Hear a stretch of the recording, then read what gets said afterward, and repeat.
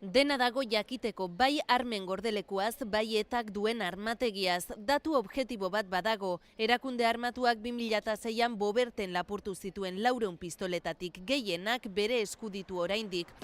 Hortik aurrera, susmoa da dena. Creo que está muy lejos de las remesas de armas que en su día entregó el IRA. Irak eman zituen 10.000 armak baino dezente gutxiago izango lirateke 1000-tik bera, batez ere Frantzian lapurtutako pistolak eta errebolberrak. De los robos que ha habido en Francia. Azken urteotan atzemandako materialaren artean daude fusilak, eskopetak eta etak berak egindako JK granadak eta ezin ahaztu lehergailuak egiteko materiala. Polvo de aluminio, nitrato de amonio. Aluminio hautsa, nitratoa, azken urteotan etaren marka izan da hori, lapurreta handiak egin dituzte, beraz material ugari izan dezakete. Tengan bastante almacenado. 52 urteko historian etak zuloetan gorde izan ditu arma gehienak, baldintza horiek ez dira honenak armek behar bezala funtzionatzeko. El armamento puede estar almacenado muchos años. Armak ondo egon daitezke, baina munizioa ez, eta litekeena da lehergaiak galduta egotea.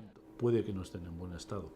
Entregatzeko materialaren artean leudeke dokumentuak faltsutzeko tresnak, trokel makinak eta matrikula plaka faltsuak.